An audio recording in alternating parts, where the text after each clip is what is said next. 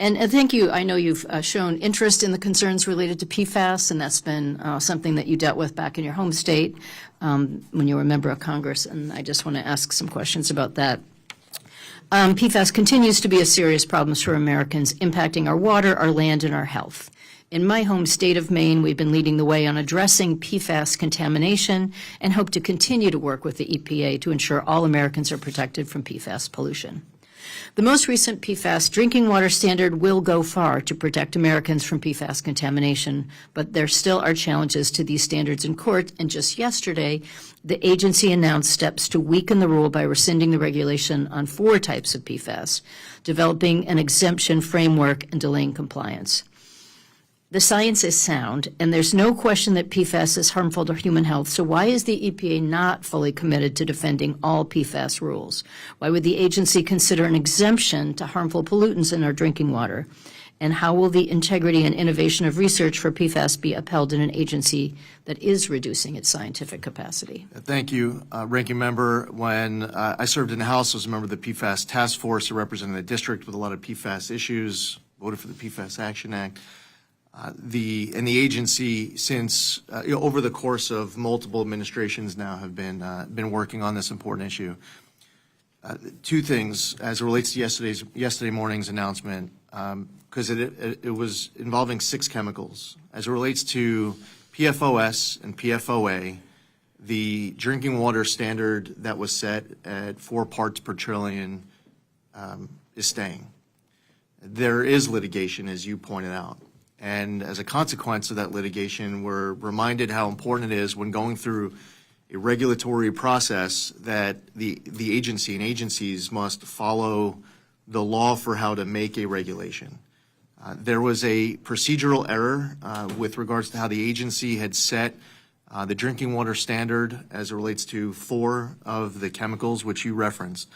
They combined the preliminary regulatory determination with the proposed rule, which means that the EPA skipped a traditional step in the rulemaking process by issuing the proposed drinking water standard at the same time that it proposed the formal decision to regulate PFAS, rather than doing those steps separately.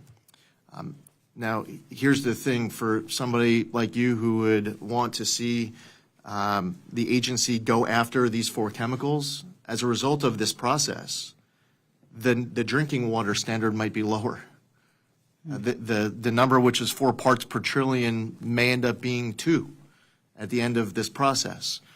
So the public reporting for some in the media that would see our announcement from yesterday morning and say they're rolling back the standards, they're weakening the limit. Hopefully those people are also willing to write a follow-up to their story, just to put out accurate information. Now, you talked about, you referenced the exemption, and thank you for referencing it. The way that process had started when I was going through the confirmation process, and I was meeting with members of Congress, there was concern being expressed to me about passive receivers, where local drinking water systems would have to hit a particular date. The cost to be able to bring their drinking water system into compliance was going to get passed off to their customers. So individuals, Americans, would have to pay to clean up their own water. And that was something members of Congress were saying that they want the agency to look at and address. And the second thing is that they were speaking up on behalf of local drinking water systems that are concerned about their ability to be able to meet the compliance deadline. We can help with technical assistance. And also, I will say that the agency is receiving a lot of people who are reaching out to us with all sorts of new technologies to clean up this PFAS contamination. So hopefully, as we're going through, the coming months and years, as these local drinking water systems are coming into compliance, that the costs go down, and the costs maybe from November, December of 24 are not as high as when they go back and try to develop a plan in June of 2025. Well, I certainly hope that we are developing new methods to clean up PFAS, because there are so many of these harmful chemicals in there, so ever present in our environment. So I'll certainly stay in touch about that. And let me just ask one last, hopefully little question. Since this is a priority for the agency, I want to ask about 3 PFAS grants that were awarded and worked on in Maine. We just heard last evening that 2 of them have been terminated, and I'd love to get an update on the third one as well. The terminated grants were awarded to the University of Virginia with a subaward to Maine, the Central Aroostook Soil and Water Conservation District, and the other was awarded to the University of Maine, and the third grant was awarded to the Passamaquoddy tribe. All were working on PFAS and their impacts to human health, and our food supply is important work, and they're all a top priority. Since these grants are consistent with the EPA's priorities, do you know why they were terminated and what the status is of the Passamaquoddy tribe grant? Thank you, Ranking Member. I'm familiar with these grants. It's an important program.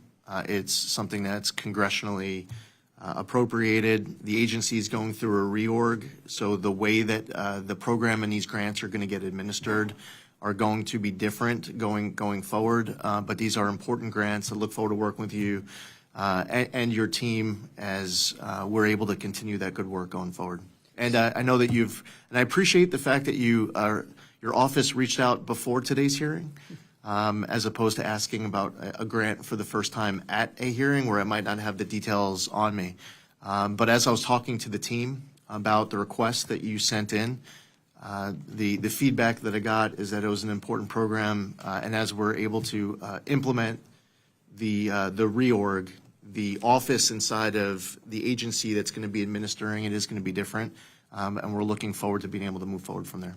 Okay, well, we will stay in close touch about that, and certainly on all of these issues related to PFAS. I know it's not something we're all tackling, but we certainly want to make sure we don't lose any ground here on the enforcement and the research. So thank you, Mr. Chair. I yield that.